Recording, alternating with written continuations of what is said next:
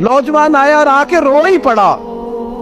हुज़ूर उमर ने उसको रोते देखा तो फरमाया बेटा क्या हुआ? कहने लगे हुजूर फलां इलाके के फलां गवर्नर साहब का मसला है, हुजूर मुझसे गलती हो गई थी, मैं शराब पी बैठा था, उन्होंने मुझे दुर्रे भी मारे हैं, फिर उन्होंने लोगों से कहा इसके साथ मेल मिलाप छोड़ दो, कोई इससे बात ना करे, हुजूर मुझसे गलती हो गई मैं मानता हूँ, पर इतनी अजियत इतनी तकलीफ, जब मुझे सजा मिल गई, कोड़े लग गए, तो फिर ये अलग से जो सजाएं मुझे दी गई, ये मैं हजरत उमर की बात कर रहा हूँ।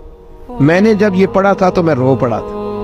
हजरत फारूक आजम ने उस नौजवान की बात सुनी, सुनो मैं क्या कह रहा हूँ, उस गुनाहगार की बात सुनी, उस गुनाहगार की बात सुनी तो हजरत उमर रो पड़े और फरमाया बुलाओ ना उन गवर्नर साहब। वो भी बड़े समझदार बावकार बड़े आदमी थे, बुलाया और बुला के फरमाया आपका इस जुर्म पर गुस्सा बिल्कुल ठीक, लेकिन आपको किसने इजाजत दी कि आप उसे इतनी तकलीफ दे? आपने कोड़े मार लिए जो सजा बनती थी, और फिर आपने क्यों करके लोगों से कहा इससे मिलना जुलना छोड़ दे?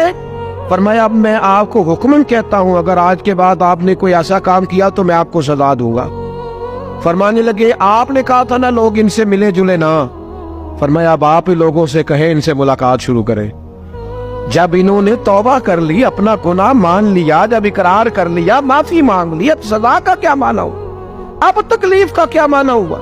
सैयदना फारूक आजम रज़ी अल्लाह तआला अन्हु फरमाने लगे अगर ये सच्ची तौबा कर ले तो फिर तो इनकी गवाही भी कबूल की जाए, इनकी गवाही तक हम कबूल करेंगे। वो किसी ने कहा था उलझे उलझे बिखरे बिखरे रोजो शब देखेगा कौन, लोग तेरा जुर्म देखेंगे सबब देखेगा कौन। लोग माफी नहीं देते, लोग दरगुजर ही नहीं करते, इंसानों से गलतियां हो जाती हैं, लेकिन अगर किसी ने तौबा कर ली, और सही हदीस में मौजूद है नबी पाक अलैहिस्सलाम ने फरमाया अगर कभी किसी बंदे से कोई गुनाह हो गया फिर उसने तौबा कर ली, अगर किसी ने उस बंदे को दोबारा वो गुनाह याद कराया तो अल्लाह ताला इस बंदे को याद कराने वाले को सजा देगा, मरने से पहले पहले इसे भी उस गुनाह में मुब्तला कर दे।